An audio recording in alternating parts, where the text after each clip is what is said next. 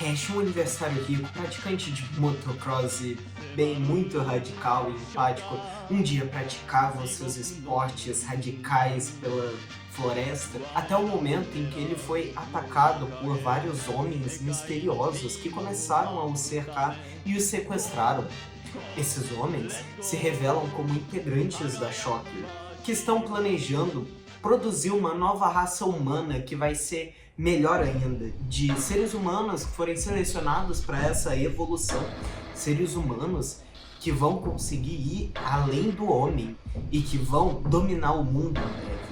Hongo fica chocado com isso, mas ele não tem muita capacidade de escolha, por causa que ele já foi transformado em um desses humanos melhorados da Shocker, intitulados de ciborgue, por causa que eles quase não têm mais partes humanas no seu corpo. É mais o cérebro mesmo. Hongo, ao descobrir o plano dessa organização que o sequestrou, ficou horrorizado. Ele fala: gente, vocês estão com muita falta de amor e empatia pelas pessoas. Vocês, com esse seu plano de acabar com a raça humana para dar espaço a novos seres humanos melhorados, é um horror. Mas a Shocker começa a falar que ele tá errado, por causa que realmente tem que ter espaço para novos homens que sejam mais poderosos para controlar os pouco capacitados. E eu sei que você vendo esse planinho, você começa a pensar em uma certa tragédia histórica. Mas isso vai piorar muito mais. De qualquer maneira, Hongo, horrorizado, acaba sendo resgatado pelo Dr. Midorikawa, um antigo professor seu, que acaba sendo sequestrado para participar do projeto, mas com o Hongo ele consegue fugir dali. Os dois acabam se aliando, mas começam a ser perseguidos por uma espécie de Homem-Aranha. Hongo fica horrorizado, refletindo depois de escapar, pensando como ele não é mais humano fisicamente depois das cirurgias da Shocker, que só não conseguiu finalizar o seu cérebro. Hongo mantém ainda uma mentalidade pura, mas seu corpo jamais será humano de novo. Os dois homens acabam sendo atacados pelo Homem-Aranha na cabana que eles se refugiaram, tacando explosivos neles e, enfim, acaba subindo uma névoa gigante, porém acaba surgindo um homem dali. Com seu cachecol flutuando, suas antenas para cima, seu nome é Kamen Rider, o protetor da natureza e da justiça, de tudo que existe de mais belo do mundo, e que jura derrubar a Shocker. Isso que eu acabei de contar para vocês pode ter parecido um pouco de surpresa assim para alguém que acabou de clicar nesse vídeo, mas essa é a história de origem, como citei nos super-heróis, do Kamen Rider, o herói número 1 do Japão, que é basicamente uma das franquias mais duradouras da indústria cultural japonesa, que já teve inúmeras entradas. Inclusive, eu tô com um cartaz aqui, eu tô com um brinquedo aqui, por causa que essa série, em 55 anos, já ganhou muito dinheiro vendendo brinquedo, se tornando uma franquia bilionária. Passando até hoje na televisão japonesa e tendo inclusive algumas entradas que vieram aqui no Brasil sendo legendadas e inclusive dubladas pela Sato Company.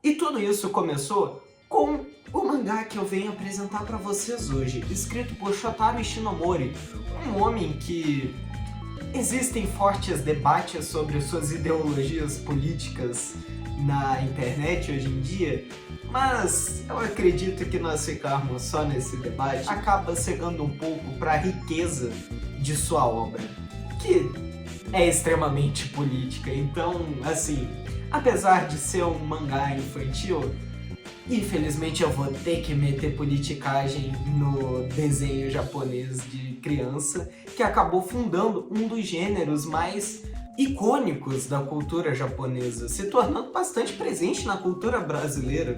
E tudo isso começou basicamente com Godzilla, depois se tornou um pouco mais popular com Ultraman, mas ficou assim, o boom que ficou, gerando séries como Power Rangers ou então Gavan, que seriam todas inspiradas por Kamen Rider e essas histórias de heróis de transformação que fazem inúmeras poses e gritam Henshin para poder se transformar e combater o mal. Mas qual que é o mal que o mangá original apresenta? O material fonte dessa franquia que se tornou enorme, tendo inúmeras obras se inspirando nela. Bem, é isso que hoje eu busco apresentar para vocês, trazendo um resumo de Kamen Rider, que assim, é basicamente minha interpretação da obra e das coisas que eu acho importante de pontuar para eu poder levantar uma análise sobre esse certo debate político do Shotaro Ishinomori. De qualquer maneira, convido vocês a me acompanharem nessa jornada. Meu nome é Romo, eu tenho um canal aqui que eu basicamente falo de qualquer coisa, desde jogos até séries, animes, mangás, como vai ser o caso de hoje, por causa que eu pretendo cobrir o mangá e não a série de 71. Mais tarde nesse vídeo eu vou explicar o porquê dessa minha escolha para trazer o material de análise, apesar de que eu acredito que ambas as obras possuem seus pontos interessantes a serem levantados em uma análise. Bem, de qualquer maneira, eu convido vocês ao meu canal a assistir meu vídeo, assistir os outros depois desse vídeo, por causa que esses vídeos dão bastante trabalho, além de eu enrolar bastante para fazer eles e o YouTube não acabar ajudando. Então eu peço que vocês deixem o gostei de vocês, compartilhar o vídeo se vocês acharem ele digno de ser compartilhado, né? Sabe como é que é? E se inscreverem no canal por caso de vocês quererem ver mais vídeos como esse, que eu pretendo aumentar a frequência, que não é uma coisa muito boa nesse canal.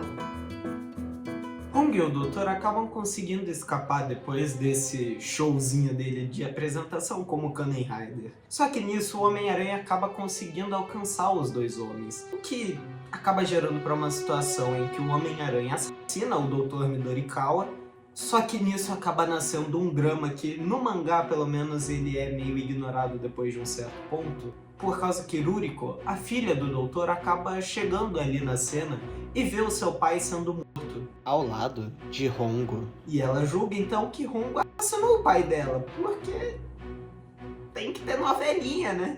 A Ruriko, porém, não tem muito tempo para poder reclamar do assassinato do pai dela, por causa que o Homem-Aranha acaba sequestrando ela, dando espaço para um momento em que Hongo começa a refletir sobre a sua condição humana, enquanto ele vê as cicatrizes da cirurgia que ele sofreu contra a própria vontade. Agora, ele tem marcas que demonstram a sua falta de humanidade, que ficam retornando sempre nos seus momentos de fúria, que agora sua máscara pode esconder. Se ele não representa mais qualquer humanidade, que ele represente a natureza, pelo menos.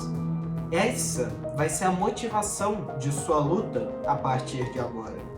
Proteger o vento que o traz poder, que lhe traz vida, a mãe natureza, o nosso planeta e a liberdade dos ventos, que é marcada por seu cachecol que fica voando sempre que ele anda de moto. O guerreiro, então, acaba encontrando o Homem-Aranha e Ruriko, e ele tem um duelo sanguinário com esse homem ciborgue, companheiro de espécie dele. Nessa, ele consegue resgatar Ruriko, que tenta agradecer, só que ele vai embora, solitário. Ruriko não sabe que o homem que acabou de a salvar é quem ela julga ser o assassino do pai dela. Mas a luta do Kamen Rider será solitária. E assim nós o vemos andando de moto, sozinho pelo vento. Uma imagem bem marcante desse personagem e que vai se tornar bastante essencial na carga política que esse mangá tem.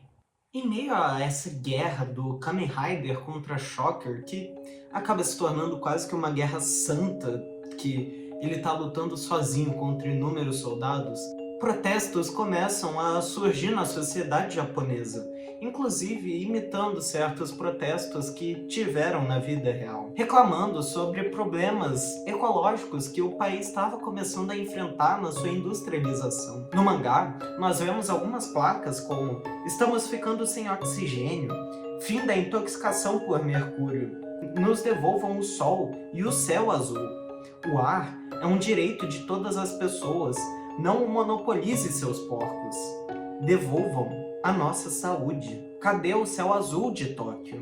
Mensagens essas que Bem, eu vou ser um pouco honesto com vocês, eu não sou muito da área da história, então eu posso apresentar algumas imprecisões e aqui eu dou margem para alguém que seja da área poder dizer um pouco mais sobre. Mas, no período em que o mangá saía, no começo da década de 70, o Japão, em seu começo de industrialização, teve alguns episódios que se tornaram bastante marcantes na cultura popular do país, onde pessoas tinham diversos problemas de saúde devido a essas indústrias que estavam sendo construídas a rodo em uma promessa de trazer o brilho para o país no pós-guerra. Placas como a que eu citei do Mercúrio relembram um episódio de Minamata, o Arimundo mencionado, o de Yokaishi, ou então a referência clara ao céu de Tóquio, que a cada dia que passava deixava de ser mais azul. Esse caso da asma, inclusive, é relacionado a um episódio muito trágico na família de Shotaro Ishinomori, relembrando a sua irmã, que faleceu devido à asma, que ela não conseguiu lidar graças a problemas que uma indústria gerou na cidade natal dos dois, o que indica uma possível origem da revolta do autor quanto a problemas ecológicos que cada vez se tornavam mais recorrentes no país. Eu já mencionei um pouco disso, inclusive, no meu vídeo de Silver Case, se vocês quiserem citar, por causa que ele é um jogo que retoma também esses episódios ecológicos que estavam se passando no Japão durante a década de 70 e que geraram um certo trauma em certas cidades que foram afetadas negativamente por essas indústrias, que trouxeram essa imagem do brilho econômico do Japão, que de fato teve um boom a custo de muitas vidas, o que não é muito comentado assim. De qualquer maneira, quem tem dedo nessas fábricas? Nós descobrimos já, por causa que 3 homens que lideravam os protestos acabam invadindo uma das fábricas, e eles são atacados pelo Homem-Cobra, que acaba os assassinando friamente. Mas o filho de um desses homens acaba presenciando o assassinato e consegue sair ileso sem ser atacado por esse ciborgue. O jovem até tenta revelar a verdade que seu pai foi assassinado a sangue frio. Só que ninguém acredita nele, até porque quem acreditaria no papo de uma criança de que seu pai, que sumiu misteriosamente, foi atacado por um homem-cobra. Porém, secretamente, uma mulher misteriosa começa a segui-lo. Hongo, que estava por perto, descobre a história e resolve proteger o garoto, porque ele já sabe a esse ponto que a Shocker está envolvida nisso. A proteção de Hongo não é muito efetiva, por causa que o garoto é sequestrado, se tornando então necessário que o Kamen Rider o resgate. Hongo se transforma, monta a sua Cyclone, e ele começa a perseguir o Homem-Cobra, em uma perseguição extremamente destrutiva, com painéis detalhadíssimos mostrando essa destruição e demonstrando como que a Shocker não tem o menor pudor em destruir o meio ambiente com as suas explosões enquanto está fugindo do Kamen Rider. É totalmente banal para ele, seja por lucro ou para apagar uma testemunha. O duelo de Kamen Rider com a Shocker se torna um duelo ideológico que supera bem e mal, virando muito mais de vida e antivida aqui. O cenário dos protestos contemporâneos ao lançamento do mangá não é à toa. A luta é bastante feroz, e o Homem-Cobra acaba sendo derrotado, sendo jogado no oceano logo depois disso. Só que o Homem-Cobra tem seu corpo resgatado e restaurado pela Shocker. Sendo assim, essa história não acaba por aqui. Depois da batalha, Hongo reflete sua condição humana. Como agora ele vive em uma máscara com um corpo de máquina, ele não tem mais potência humana, mas deve lutar por sua liberdade, pela de todos, e só ele consegue, mascarado, sozinho e com um corpo similar de seus inimigos, que buscam o fim da humanidade. Aqui nós vemos um certo drama na cabeça de Hongo por ele apresentar um grande horror em se tornar uma máquina, em se tornar um objeto que há de ser controlado pela Shocker. Por causa que aqui trazemos um pouco de contexto das obras que se tinha até aquele momento apresentando robôs. Na época, nós tínhamos muitas obras que apresentavam as máquinas puramente como objetos que haveriam de ser controlados pelos outros. E, claro, isso é meio óbvio, mas Se nós olhamos nas obras do Ocidente, nós vemos muito mais obras que observam robôs como seres antropomorfizados que se tornam humanos a certo modo. Como nós temos, por exemplo, no Exterminador do Futuro. Agora, nós temos obras no Japão, ainda mais no Japão da época, que apresentavam um grande tropos de que máquinas eram puramente objetos sem qualquer capacidade moral de raciocínio. Como nós tínhamos nos grandes mechas, como Mazinger Z, que apresentavam um certo discurso bem neutro quanto às máquinas e fazendo associações que a destruição vem de quem a controla e não apropriadamente da máquina. Sendo assim, Hongo apresentava esse horror em se tornar algo a ser controlado pelos outros. Algo que seria completamente extirpado da sua capacidade moral e de realizar escolhas. Algo que o tornaria puramente uma massa de manobra que cumpriria trabalhos para os outros e que seria completamente alienado de sua capacidade humana e se tornaria puramente um produto da Shocker. E aqui, o discurso não tem como não chegar nas associações de Marx em alguns de seus manuscritos econômicos sobre alienação de trabalho que o trabalhador haveria de sofrer e que ele se tornaria completamente alienado de suas capacidades humanas e se tornaria o próprio produto que consumiria e que ficaria eternamente nessa noção de consumo e de controle total. O drama de Hongo, então, acabaria surgindo não no fato de que ele vai perder a sua liberdade e que as outras pessoas estão perdendo liberdade, é por causa que ele está basicamente sendo tirado da posição dele de aristocrata, de uma pessoa que teria uma fortuna geracional que levaria inclusive ele até uma mansão com mordomo, com inúmeros cientistas para trabalharem para ele. O drama dele é basicamente se tornar um funcionário da Shocker, por causa que ela é uma instituição que vai trazer poder somente a certos grupos seletos que eles trouxerem. E Hongo não faz parte desse grupo seleto. Hongo vai ser justamente controlado e vai ser completamente alienado para se tornar mais uma massa de manobra da Shocker. Um rico desses jamais poderia se tornar um objeto, jamais poderia se tornar um serviçal, que inclusive é algo que você teria em algumas outras obras de Shotaro Ishinomori, onde robôs também teriam essa posição de serviçal. O drama de Kamen Rider é lutar pela liberdade de não se tornar um funcionário de alguma instituição que tem planos que são um pouco fascistas, né?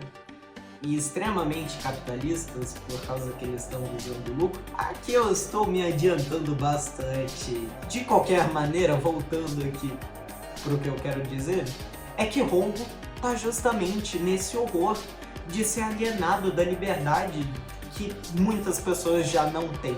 Hongo tá chocado em ser colocado numa posição que é extremamente comum já, onde as pessoas não podem sair praticando motocross porque elas têm que trabalhar para alguma instituição que está visando o lucro ao máximo, provavelmente às custas do meio ambiente. Convenhamos, esse mangá é extremamente atual e isso meio que demonstra em certa parte a genialidade em que Shotaro Ishinomori apresentava suas críticas, sim, mas também traz um certo tom de tristeza, onde nós podemos ver que não saímos muito do ponto em que certos países já se encontravam há 50 anos atrás e que até hoje não mudou e talvez tenha até piorado. Mas, sem pesar muito o clima, damos seguimento. Depois das reflexões de Hongo, o Homem-Cobra retorna, o desafiando para batalhar em roubos de banco. E o Kamen Rider vai para o round 2. Os dois ciborgues lutam. Kamen Rider proclama ser o mensageiro da justiça. E a iconografia inteira dele é muito ilustre, brilhosa, bela, algo muito presente no arco de Hongo como Kamen Rider. Como inclusive teve no capítulo anterior que eu pulei, que acompanhamos o guerreiro quase como um santo na sua batalha sozinho contra a Shocker.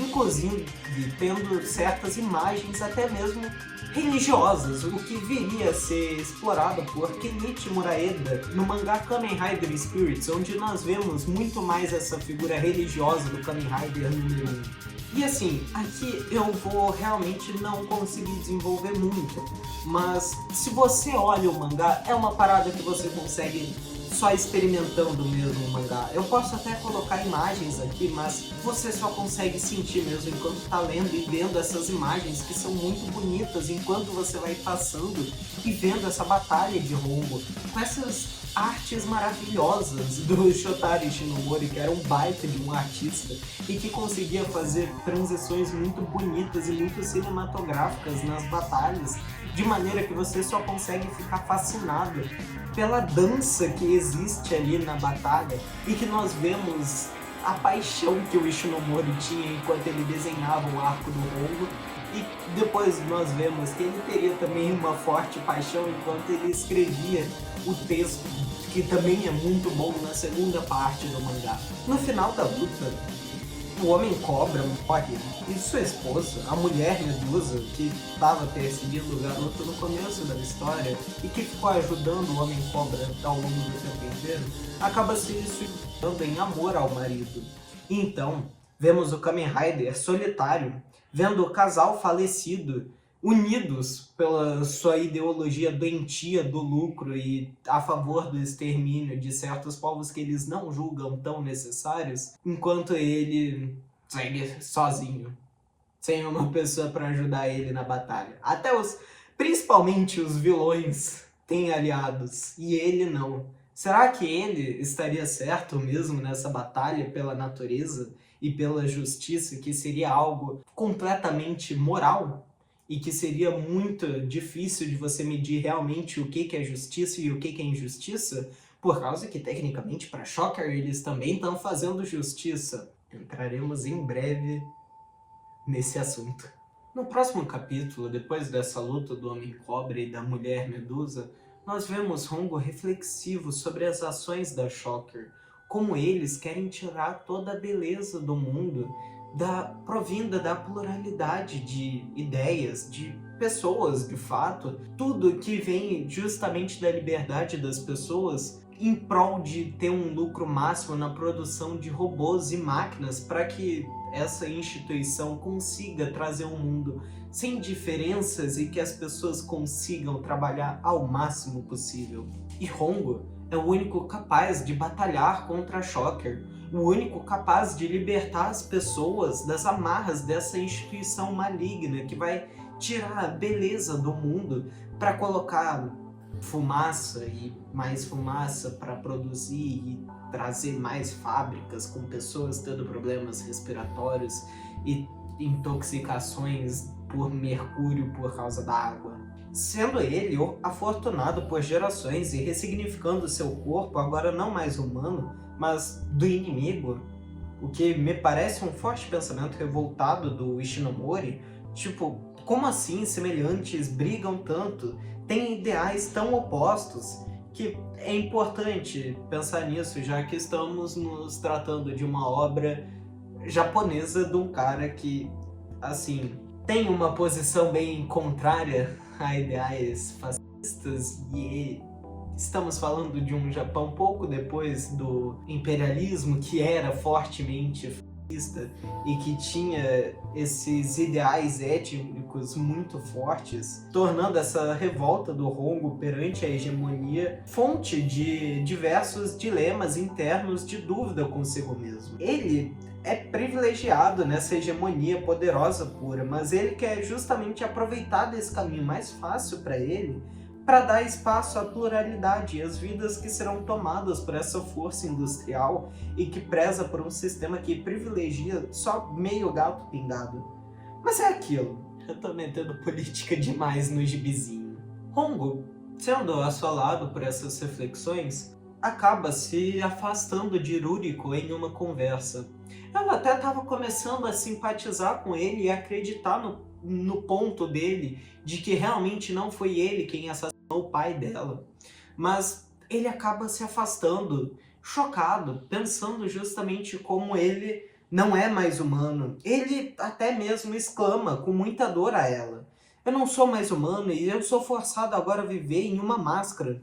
E ele acaba fugindo, montado em sua moto, mascarado. Agora, ele andava na chuva. Novamente, acompanhamos a natureza, até surgiu um painel com 12 Kamen Riders. Eles são reais ou uma ilusão de Hongo? Eles afirmam ser criação da Shocker. Eles são tudo o que se esperaria de Hongo pela organização que o criou. E se ele não tivesse tomado o caminho de enfrentar a Shocker? Ele não estaria nessa batalha impossível de vencer. Ele foge e os 12 soldados somem como o vento. Ruriko retorna mais tarde com um jornalista. Hayato Ichimonji é seu nome. Ele investiga o desaparecimento do Dr. Midorikawa. Esse homem estranho entrevista Hongo e mostra saber sobre a Shocker. Mais estranho ainda, ele possui cicatrizes similares às de Hongo na mão.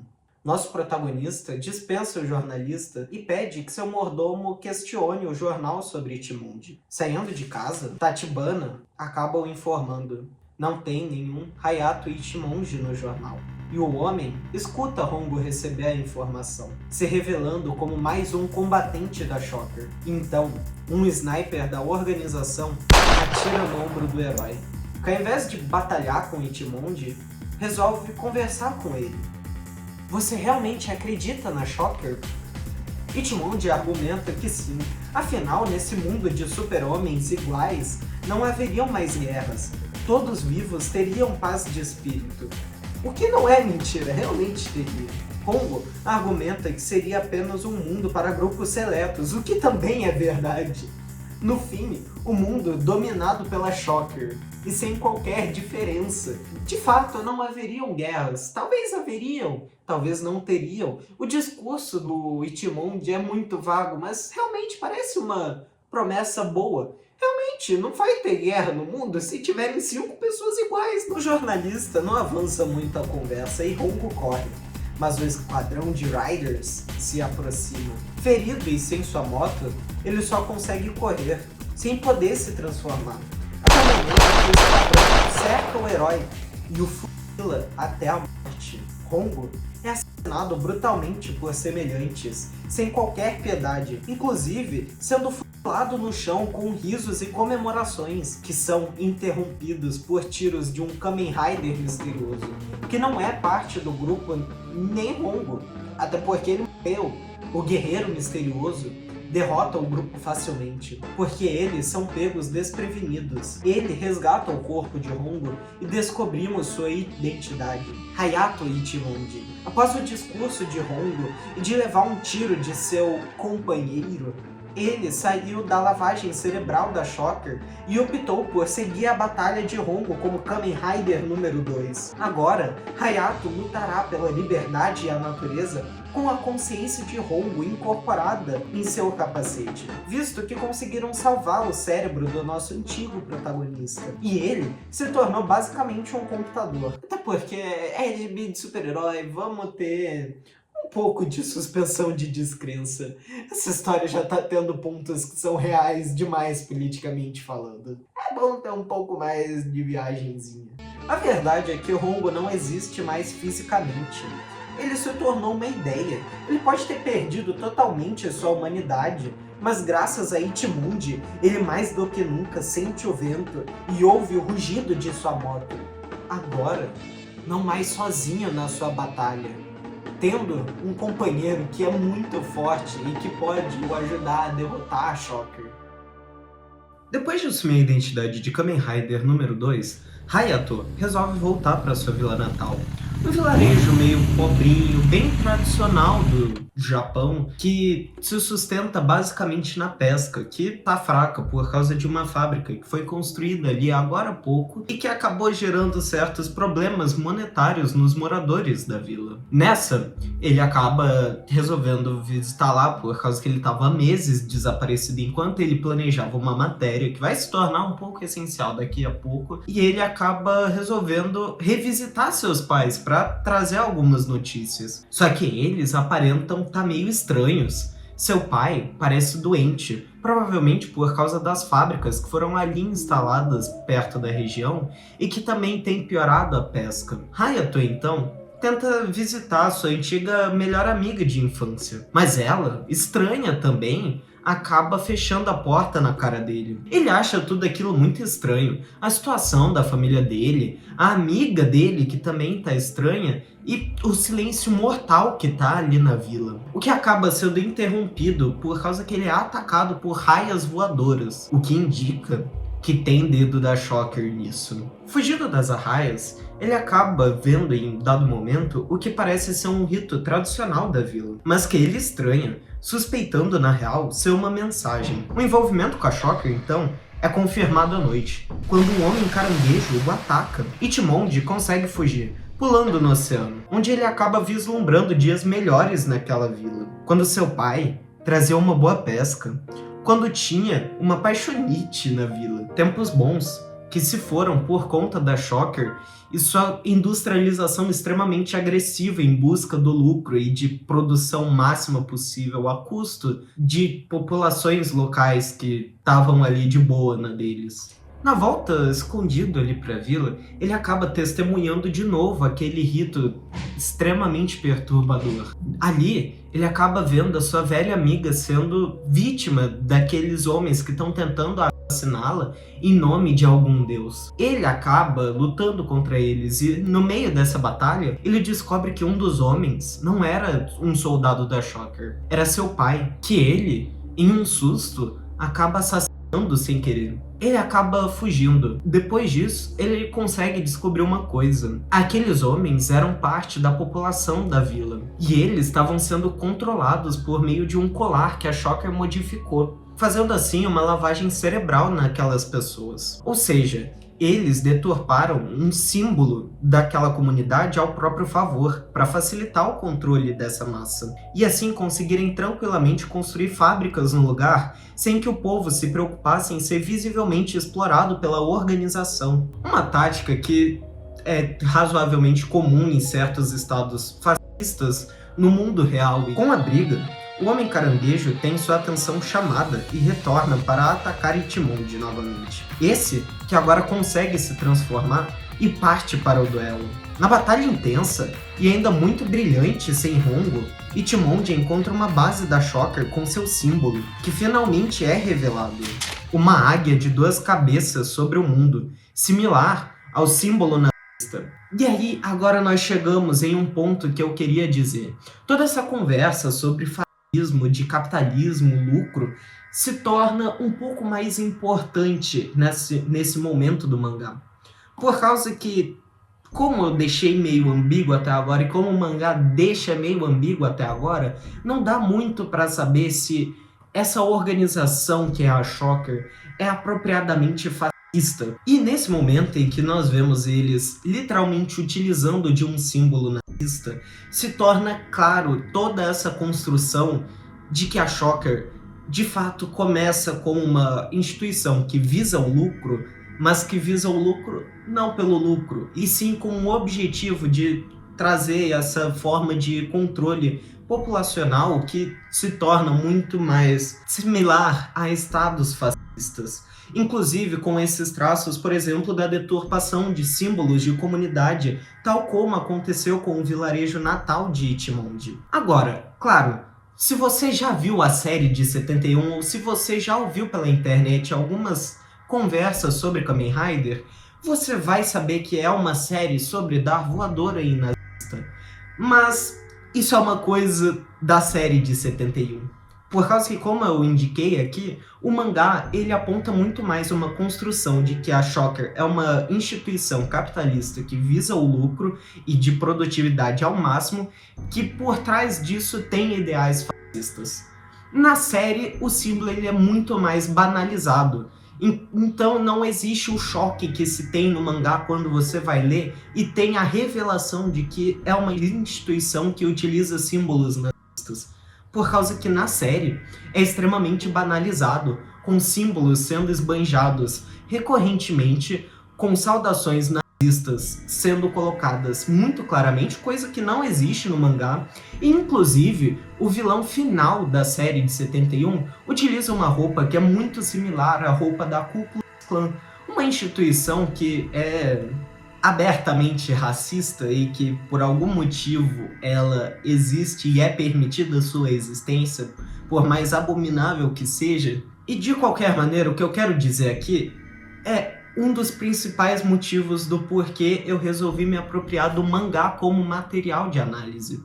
Por causa que o mangá, ele desenvolve muito melhor essa questão do fascismo e apresenta ele muito mais, na real, como um estágio do capitalismo, sendo parte puramente da razão do porquê que essas grandes instituições buscam o lucro e da redução das diferenças, visando alguns outros fatores ideológicos. O mangá, ele é muito mais rico nisso.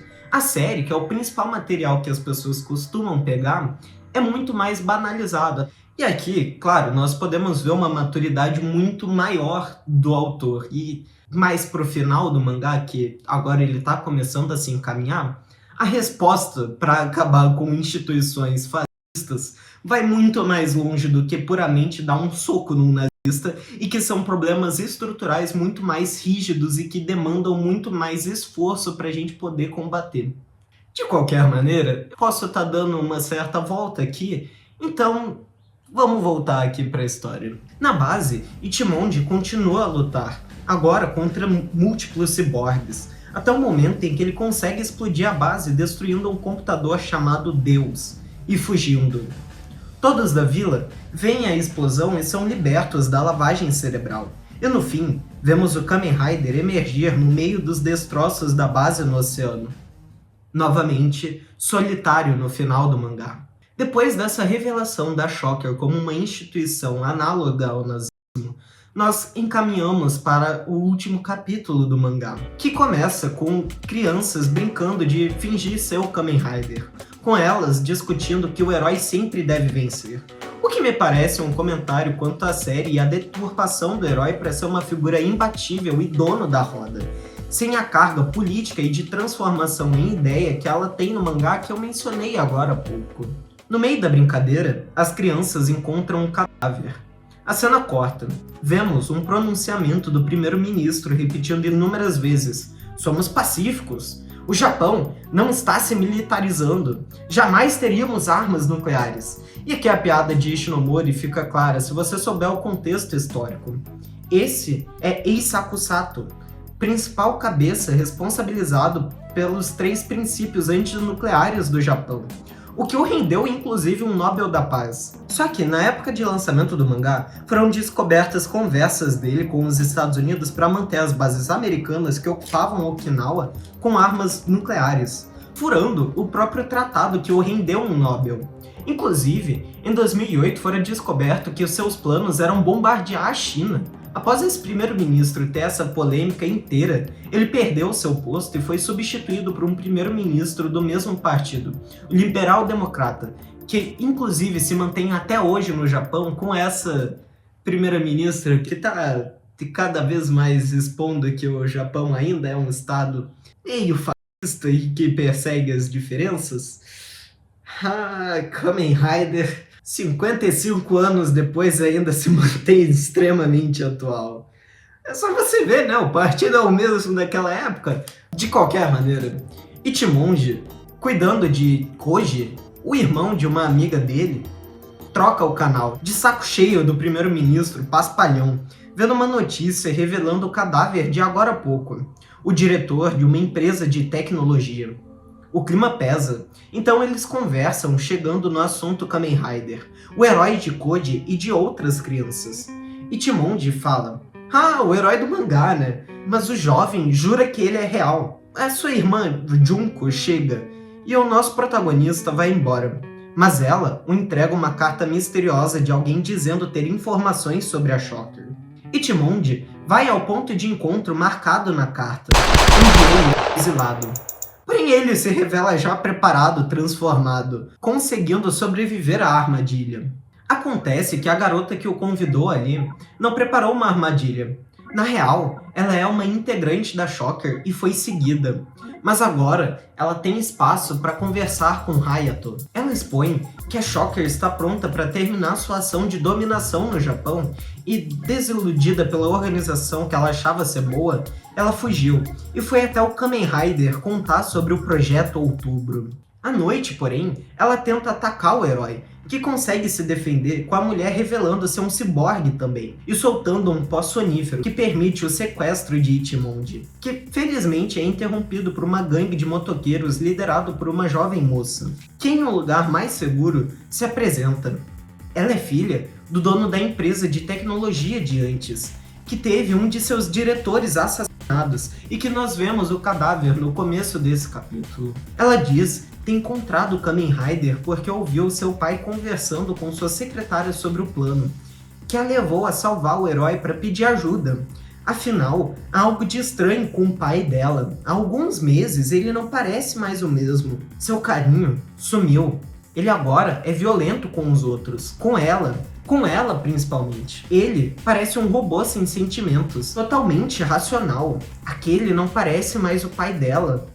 Parece outro homem, e ela pede que o herói, o nosso protagonista, o traga de volta. Hayato, então, volta para casa, encontrando um presente de Junko e Koji, que revela ser uma bomba. Ichimonji começa a duvidar. Será que meus amigos estão com a Shocker? Ou a organização viu minha amiga chegar e substituiu o seu presente? Ele vai até a casa dos irmãos, se revelando como Kamen Rider, abandonando a suspeita. Isso é um joguinho da Shocker. Com a revelação, Koji se alegra. Afinal, seus dois heróis são a mesma pessoa. E mesmo que Junko acredite que era só uma fantasia de Ichimonji para alegrar o garoto, ele tem certeza que Hayato realmente é o Kamen Rider. E com isso, ele buscará mais força para enfrentar a sua doença, a leucemia. Ichimonji retoma como ele conheceu Koji e Junko. Há 6 meses antes dele ser sequestrado pela Shocker, ele preparava uma matéria sobre os efeitos de Hiroshima 25 anos depois. Nisso, ele chegou nos 2 filhos de sobreviventes da bomba nuclear, e por isso são sujeitos a doenças. A leucemia de Koji é decorrente da exposição radioativa que seus pais tiveram na infância. Inclusive, isso acaba levando até mesmo para um problema que realmente existiu na vida real, em que se enfrentou por muitos anos ainda as consequências da bomba e de sua radiação. Nosso herói sofre pensando sobre isso. Como ele pôde duvidar de amigos tão bons? Ele realmente merece perder o direito de ser chamado de humano depois de ser transformado em um ciborgue. Ichimonji, então, resolve ir até o lugar mais óbvio para sua investigação. A empresa de tecnologia que ele suspeita estará afiliada à Shocker. Lá, ele encontra um homem misterioso armado, invadindo o lugar. E ele se prova aliado ao ajudar o Kamen Rider a derrotar um guarda da Shocker. E ambos fogem quando reforços da Shocker começam a chegar. O homem se apresenta. Seu nome é Taki. E ele é um agente do FBI que está investigando o país depois do governo solicitar um supercomputador. Ichimonji suspeita ser a Shocker e o agente leva o herói até onde o computador está sendo guardado. Um vulcão, próximo a uma fazenda. A dupla investiga. Os moradores da fazenda tão estranhos. Seus animais, mais ainda. Parece que a Shocker está fazendo uma lavagem cerebral muito boa, que está atingindo pessoas para além daquele vilarejo de Hayato que nós vimos no capítulo anterior. Hayato, paranoico, vai até a casa de Koji e o questiona se a irmã dele andava estranha recentemente, narrando o episódio do presente bomba que ele recebera. O que preocupa o garoto, que não está na melhor das situações quanto seu corpo. Hayato, então, o deixa descansar. Mas à noite, Junko começa a ver uma imagem estática na TV por alguns minutos e misteriosamente sai de casa. Koji vê e tenta avisar Hayato, mas sofre para alcançar o telefone por causa do seu corpo frágil, conseguindo só quando ela chega na casa do nosso protagonista empunhando uma pistola, pronta para matar o Kamen Rider número 2, que precisa resistir nocauteando a amiga. Ao mesmo tempo, o dono daquela empresa de tecnologia também tenta matar a própria filha, mas ela é salva por Taki, que estava fazendo guarda da jovem. Os dois conseguem amarrar o pai dela e levam até o Ichimonji. O grupo julga que com a tecnologia da Shocker poderiam salvar o garoto e começam a planejar uma invasão na base da organização. E para isso, acordam o dono da empresa filiada à Shocker que eles sequestraram. Eles descobrem o plano deles: vender televisões como a de Junko por 1/10 do preço, tornando a TV acessível a custo da liberdade das pessoas que ficarão alienadas pela lavagem cerebral da Shocker. Ou seja, basicamente eles estão ofertando um produto barato demais para tornar as pessoas produtos da própria Shocker. Horrorizados, Hayato e Itake invadem a base da Shocker aliados à gangue de motoqueiros. Enquanto isso, finalmente vemos o líder da Shocker, uma máquina-homem, dizendo para seus soldados ciborgue atraírem o herói até o nível mais baixo da base. Ichimonji percebe que a infiltração está fácil demais, então manda o agente do FBI ir embora, pois ele vai tentar destruir a base sozinho hoje. Talvez o Kamen Rider número 2 morra hoje, mas a Shocker vai junto com ele. Chegando ao nível mais baixo, Hayato encontra o líder da organização. Essa máquina com uma águia sobre o mundo no seu peito que expõe a verdade de seu plano. Quem arquitetou tudo foi o governo japonês atual. Se alguém é o vilão aqui, é o povo que se submete a esse sistema.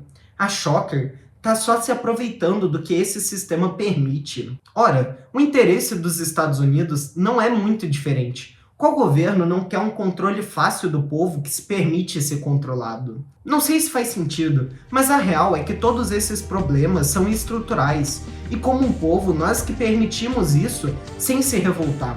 Então a luta de um homem gafanhoto sozinho não vai mudar. Na real, a mudança virá com a força de todos. Essa é a mensagem que o mangá tenta carregar, já que nós vemos esse tempo todo o Kamen Rider lutando sozinho e terminando as suas batalhas sempre sozinho e sempre vindo um vilão novo atrás dele logo depois disso. Por causa que essas batalhas e você ficar dando soco nesses soldados ciborgues não vai mudar a ideia completamente passiva que as pessoas têm em não tentar eleger outros partidos no Japão. Isso que está sendo o problema, que está tornando esse governo tão confortável para poder disseminar novamente ideais fascistas que fizeram o Japão ser um dos aliados da Alemanha nazista na Segunda Guerra Mundial. Ou seja, esse é um problema muito estrutural que acaba sendo levado até hoje. Em síntese, basicamente, o que esse mangá está querendo dizer é que você dar soco em nazista não vai resolver o problema.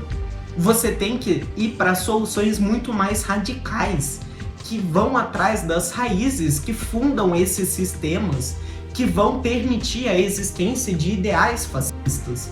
Por causa que enquanto existir um mercado, enquanto existir ideais extremistas, enquanto existir toda essa noção de controle e de superioridade, sempre vão existir esses ideais prejudiciais para a existência de certos grupos. Afinal, o capitalismo também segrega certos grupos, tal como o fascismo. E a única maneira de surgir mudança não vai ser por um homem gafanhoto que é um cara que tem o dinheiro e que é o único que pode lutar para libertar as pessoas. Não! Uma pessoa não vai fazer nada por várias. Não vai conseguir. Claro, ele pode ajudar na libertação, mas essa é uma mudança que é tão profunda que ela realmente só vai vir se a grande maioria tentar se levantar e tentar agir. Essa é a verdadeira força do Kamen Rider, levantar as massas para que assim elas possam lutar pelos próprios direitos, sem depender de algum super-herói, sem ter esse ideal individualista que outros super-heróis cultivam no imaginário de que eles conseguem fazer mudanças sozinhos. Por causa que, convenhamos, salvo, sei lá, os X-Men, nós temos uma ideia de que os super-heróis eles sempre agem por ideais individuais e o máximo de ajuda que eles têm é de algum ajudante mais novo que vai estar lá para ajudar ele a combater as forças do mal. Mas aí, isso não é mudança. Essa mudança vem quando todo mundo se levanta e age. Kamen Rider, no fim, é uma resposta anti-individualista à política. Bem, de qualquer maneira, voltando aqui para a história, a máquina ataca o nosso herói com poderes que desativam as máquinas, falhando o sistema de Ichimonde que, quando parece estar à beira da derrota, é salvo por Hongo, o Kamen Rider número 1, em um corpo novo completamente robótico, mas com o coração e o cérebro completamente humanos. A dupla de Kamen Riders, o que acaba retornando porque eu falei agora há pouco da ideia de super-heróis individuais, já que eles só conseguem derrotar o grande vilão quando eles se juntam, conseguem enfrentar ele e o derrotam com uma função de autodestruição. Abre aspas, como diz o Hongo. A melhor coisa que o governo japonês fez até hoje. No fim, a dupla foge, mas a sua batalha não acabou mesmo com o fim da Shocker. E na real, é uma batalha muito maior e não necessariamente física. Também descobrimos algo. Apesar da batalha, eles não conseguiram salvar o Koji, que cedeu à leucemia. E o mangá se encerra com o guerreiro da natureza e da justiça se mantendo de pé diante da cidade de Tóquio, com fumaças e mais fumaças de poluição, percebendo que a batalha não vai ser sozinho, mas sim pelo conjunto.